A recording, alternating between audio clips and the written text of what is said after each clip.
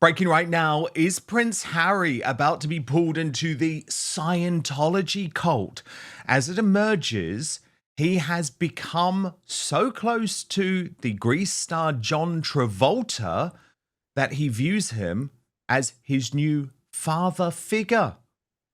Following, of course, his fallout from King Charles.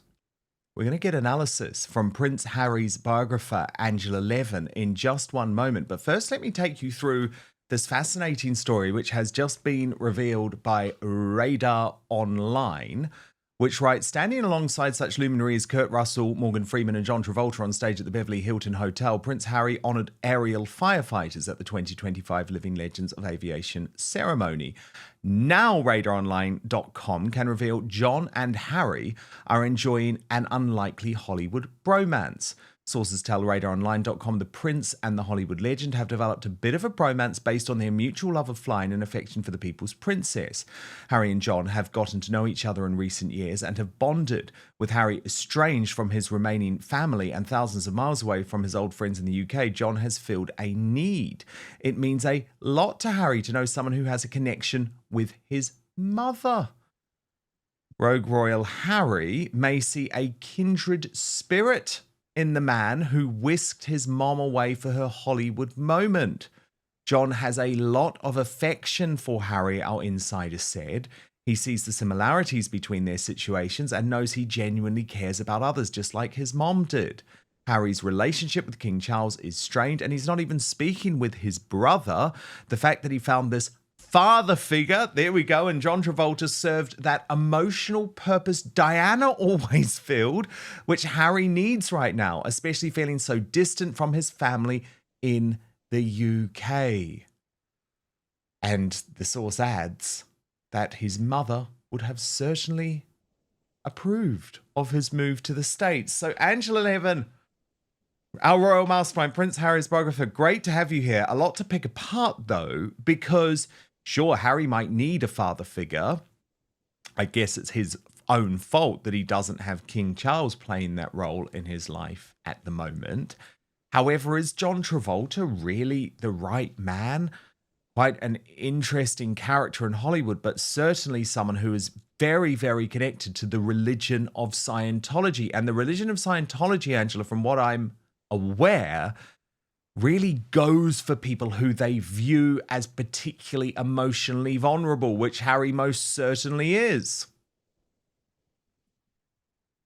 Yeah, it shows what a mess he's in, really, doesn't it? But what he has said is that I was 1 year old when you danced with my mum, as you've told everybody here and continue to do so, and probably every single day that this is what you did. Now, I find that absolutely astonishing that he would say that. How long ago is it? Many, many years now, and he still needs to know that somebody was there for his mother. So, he wants to attach himself onto him, which is desperately sad and also ridiculous. All these therapists he goes to, come on, they need to say, move on, forget when you were one, remember how you are at 40. Come on now, Harry, grow up. But he's clinging on, and this is something where there's a man who's powerful and he can be humanitarian and he can be very difficult, and just do the best because it's someone who will remember why you want to remember your mother, his mother. It's Okay, so very, I've got a very couple of wrong. questions for you, Angela. Let's take them one by Okay. one. Firstly, what was Harry's relationship with religion when you spent that time with him researching your brilliant biography of him? Is he a strong believer? Because we know Prince William, even though he's going to be the head of the Church of England one day, isn't particularly.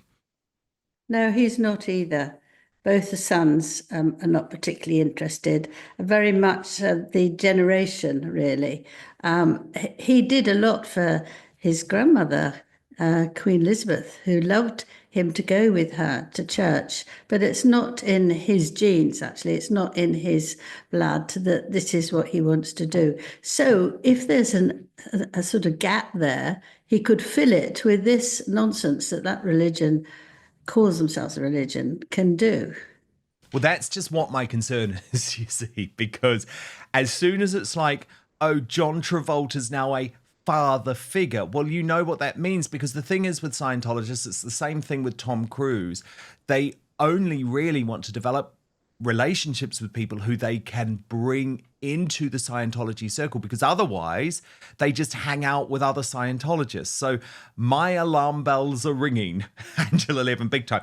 The other question I had is, does Harry have these unresolved issues in regards to the relationship with his late mother? Because obviously there is suggestion that Meghan Markle very much tried to, how do we put it, almost cosplay Diana, you know, wearing his perfume, for example. And Harry revealed quite disturbingly in Spare that when he was, I mean, it's so grim, but when he was using a particular cream, I think it was, on his private parts after an accident, it was the same cream his mother used, and it reminded him of his mum. So do you think he genuinely... That turns your stomach, doesn't it, I mean, a it's bit? just weird. It's so weird. But I guess what I'm just trying to say, Angela, is like, Diana wasn't really close friends with John Travolta. They had an iconic moment at the White House, right? It was brilliant. I mean, let's look at them again, because I love those pictures of them dancing together. It's just so special. I mean, wow, what a moment. It was an iconic royal moment. But I mean, this idea that he had some particularly close relationship with her is for the birds, because that was in the 80s. Yeah, he did. He adored her. He wanted to be hugged and cuddled and loved. But she took no nonsense. She would often tell him to behave himself. You know, will you stop it? Sit down. When I'm talking to someone, don't interrupt. I mean, she wasn't an easy walkover, but she wanted a lot of love as well, because her own childhood was not a loving childhood between her parents. And it was very difficult for her because nobody really loved her at that time. So she would want a tankful more. And so he's really enjoying that. And he is a very needy child. She was very concerned with him when he was about 11 or 12. No, it was before he was 12, because then she died at 10 or 11. And they took him to a psychiatrist because he could, you know, they knew that there was something wrong there. And that's gone on all the time. And his deliberate naughtiness and spitefulness that he did at school actually lingered with him. So he was a difficult child all the way through. Yeah, well, it is. Sorry, Angela, but you mentioned the fact that she could sometimes be quite tough on him. I just wanted to play this video, a historic video, which was released after Diana's death, and that shows it happening. Watch this. And be quiet. You've got to be very quiet. Very quiet. There are years I come across like, Harry, shush. Oh, it's so ridiculous. I can't even string my words together. Well, it's really hard. You've got two of the most impossible people sitting here with us. Harry, shush. Shush. Harry, sit It's all right. down. It's good practice to cope. Just sit. So she did seem sort of like she did get quite annoyed with him, put it that That's way. exactly it. Yes, exactly. Yes. Yeah. Okay. So, Fascinating. but she was very good dealing with children, because that's what she'd done as a job before, looking after small children in a nursery. And she could give a lot of love and tell them how to behave.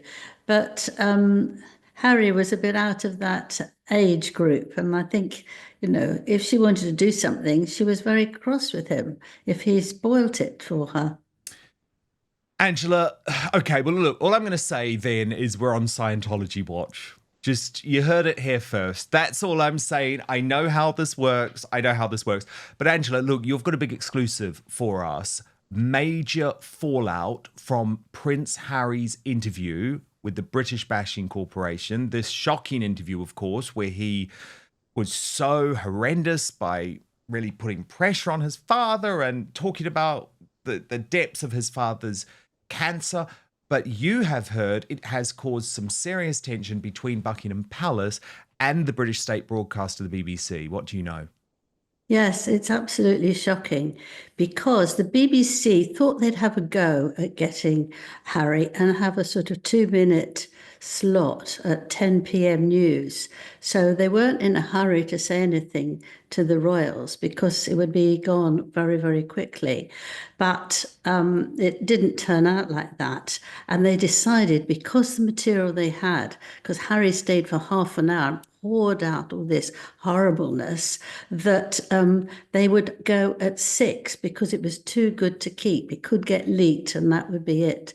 Now, the royal family, the aides, had no idea that this was going on. And it is actually the way that they behave, all the TV stations, is that they do say if they're actually interviewing someone or it's about the royal family or about their building or anything like that, because that's good manners.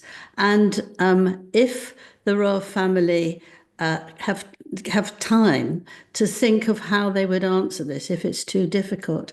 But anyway, there was no chance for them to do anything. So they're absolutely incandescent with the BBC. And I'm told by, as they say, a very good force, that they're behind the curtain. They are going to take a big change with things because they thought it was absolutely disgraceful that they weren't told anything in advance and how they let this run without having any balance. And so it could be quite an interesting finale. Well, Angela, that is fascinating intelligence for a whole load of reasons. Because firstly, a lot of people were wondering, why did the BBC rush the interview to air so quickly, given that, remember, it was also election day in the United Kingdom, and a lot of people thought the BBC was really wrong to distract from election day and all of the big gains for Nigel Farage. That's a political angle.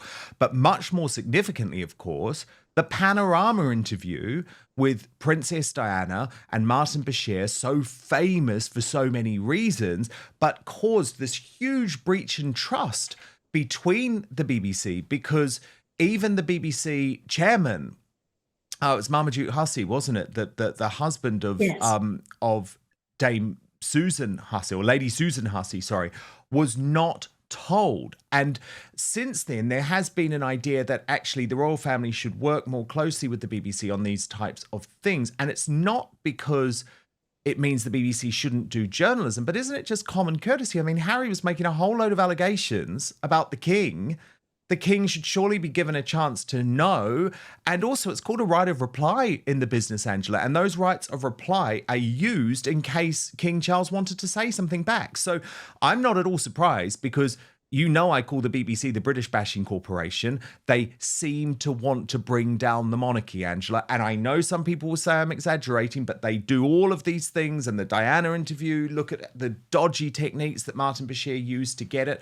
But I'm not surprised, but I'm horrified, because it shows they just haven't changed. Yes, and they shouldn't have just sent it off at 6 without any time at all. You know, if they wanted to do it, they could have done it at 6:05 and just sent a message over, something. Nothing was done, nothing. They didn't know it any sooner than you or I. It's unforgivable, actually, totally. So they had It's no idea unexpected. it was coming. No idea whatsoever. So, of course, they're furious.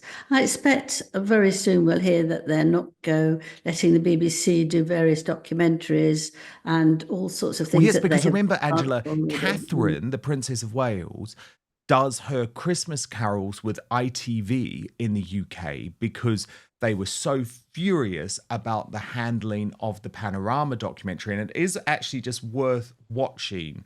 Let's have a look at Prince William. Now, this was back in 2021, but expressing his utter fury at the BBC. I've never heard William so angry, ever. But first, the reason you're watching this show is that it's becoming increasingly difficult to trust mainstream media, or the so-called fact checkers, as we're always talking about, because they claim to determine which facts are true. The good reason we're losing trust. Think about the ongoing debates over free speech or Brexit or Trump or trans issues. But the good news is I've found a solution. It's called Ground News, and it's the best way to stay informed and cut through media bias and manipulative narratives so you can get the facts for yourself. It has been a game changer for a news junkie like me, and you can see for yourself at ground.news/outspoken. I'm going to tell you about an incredible discount opportunity today in just one moment, but first let me show you this incredible website and app in action. So let's use my favorite story of the year. The Supreme Court ruled that women can only be biological adult human females, reversing years of trans extremism. In one place, Ground News puts the 350 sources covering the story. Then they instantly show how the story is being covered by the media, broken down by whether it leans to the left or the right. This is called the bias distribution chart. If you scroll down, you can see every headline about the story, along with the political bias and ownership of the publication. So we can see for ourselves quite clearly that on the right, the Daily Wire covered the case very accurately with the headline, UK Supreme Court rules trans-identifying men are not women. Spiked Online was even more forthright, declaring women exist, get over it. And the Daily Telegraph looked in depth at the disgraced famous faces who declared trans women are women. David Tennant, I'm looking at you. By stark contrast, the left-wing National said the result was only a victory for gender-critical feminists. And the Canary ran with this hilarious headline, victory for the far right, as Supreme Court rolls back trans women's rights by 2 decades. So yep, J.K. Rowling, she's far right now. Yeah, right, I say. My favourite feature, though, the blind spot feed. This services upwards of 20 stories daily that receive the majority of coverage from one side of the political spectrum. So if you love the news like I do, the blind spot feed is the best way to get a balanced perspective on what's happening. Go to ground.news/outspoken or scan the QR code to subscribe today. Get 40% off the same Vantage plan I use for unlimited access. That's 40% off right now at ground.news/outspoken. But now, back to the show. It is welcomed that the BBC accepts Lord Dyson's findings in full, which are extremely concerning. That BBC employees lied and used fake documents to obtain the interview with my mother, made lurid and false claims about the royal family, which played on her fears and fueled paranoia, displayed woeful incompetence when investigating complaints and concerns about the programme, and were evasive in their reporting to the media and covered up what they knew from their internal investigation. It is my view that the deceitful way the interview was obtained substantially influenced what my mother said. The interview was a major contribution to making my parents' relationship worse and has since hurt countless others. It brings indescribable sadness to know that the BBC's failures contributed significantly to her fear, paranoia, and isolation that I remember from those final years with her. I mean, Angela, that is a sort of anger that you don't really hear usually from Prince William. No. And But he's this is absolutely just going to right. explode. It's going to explode again. Yes, he's absolutely right. And they've had these things several times now, and it's actually not right that they can get away with it. I think something strong and powerful must be done. They can't behave like that. It's supposed to be the country's radio and television, but actually they're taking advantage of that. And if they don't like the royal family, okay, but you can still be polite. You can still have manners, and you shouldn't actually make the royal family, particularly the king, who is struggling with his health, take no notice of that and just go on with lots of things which were absolutely rubbish and lies. Indeed. Now, Angela, of course, Meghan Markle has been at it all week. She knows how bad things are for Prince Harry at the moment, so she is trying to flood the zone with her own publicity, which has just been awful. And I wanted to know what you thought of these pictures from backstage at the James Taylor concert, because a lot of people, Angela, and you know Harry well, but I mean, look at him there. Look at him there, Angela. A lot of people saying he just looks unwell, unhappy. And actually, these pictures almost sort of backfired because she's trying to steal the attention away from the druggy doorbell picture. But indeed, we're looking at Harry thinking he almost looks like he's having an out-of-body experience. Well, I just think he's a man who doesn't know where he stands. I think that's very Mm, difficult for everyone. One minute she loves him and is kissing him in front of everybody, and he suddenly thinks, "Ah, it's all right again." And then 5 minutes later, she's being really spiteful, unpleasant, and it's very difficult to cope with anybody like that.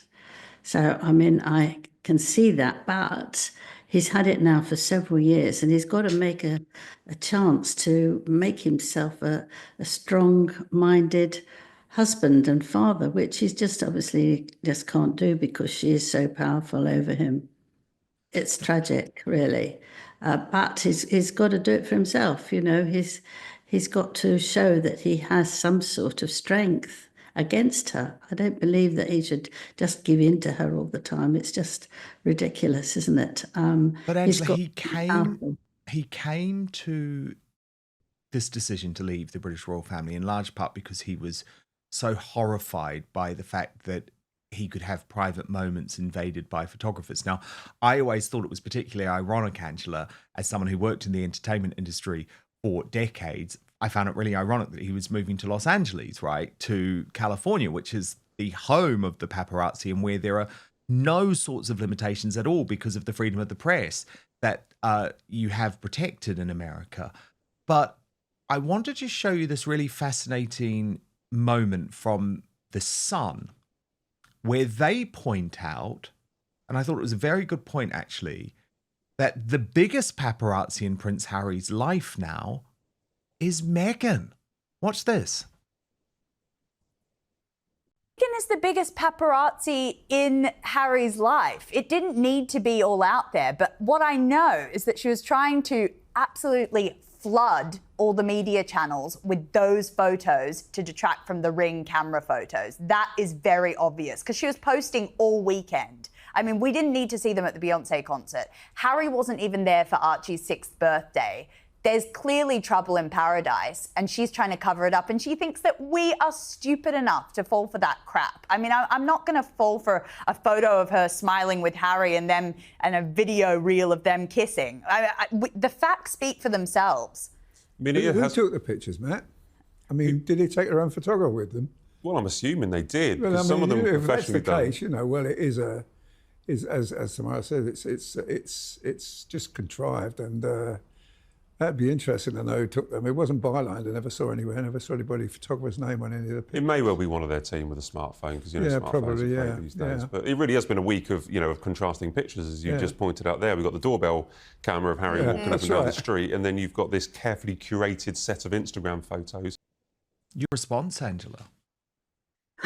That's why they're on the front pages of all the newspapers, isn't it? Which is what she wants. Which is what she wants. She couldn't care less. She doesn't mind if we don't like it, if we hardly see it, if we don't believe it. It's there for her.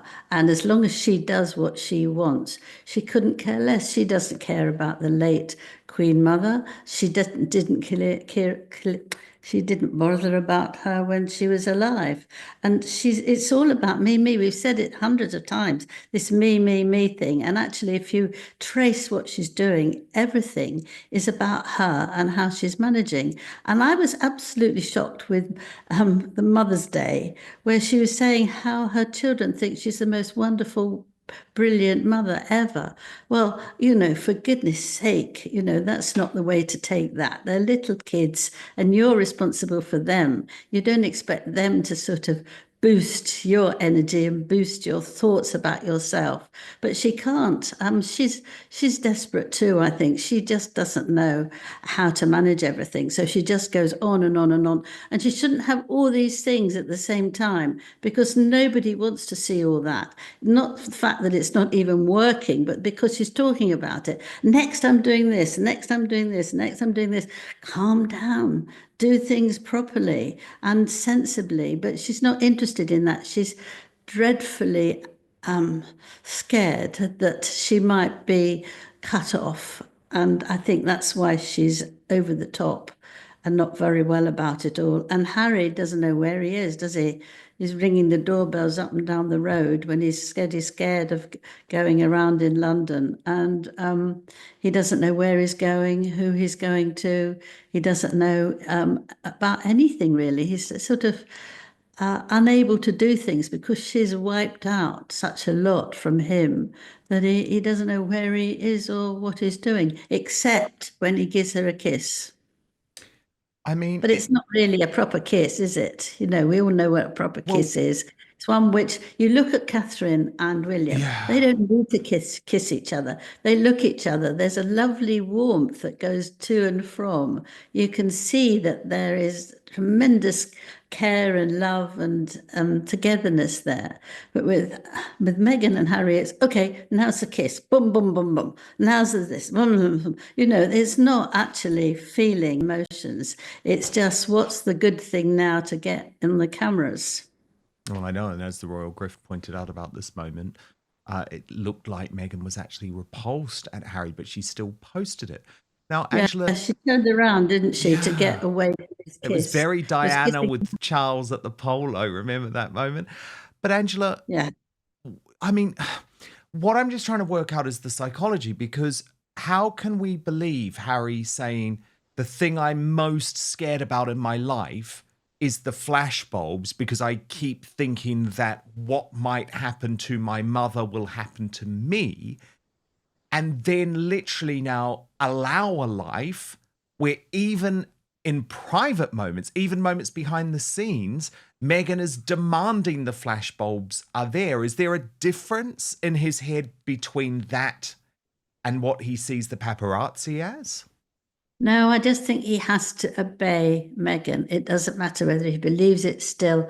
He probably is still a bit nervous about it, but he doesn't try and get over it. He just absolutely does what Meghan says. And he's doing it himself now. And because it'll please her. I mean, we have someone here who's completely obsessed with someone else and controlled by someone else. And what he said 5 minutes ago isn't the same. He's often said, I didn't say that. I didn't say that my family was against black people. I didn't say that. But of course he did. We heard it. And he mentions it in interviews, but he won't listen to himself. It just says it. And also, what is peculiarly strange is that he wants to see his father. He wants to forgive them. Very nice. Thank you very much. He doesn't want to say he wants to be forgiven. He's forgiven them.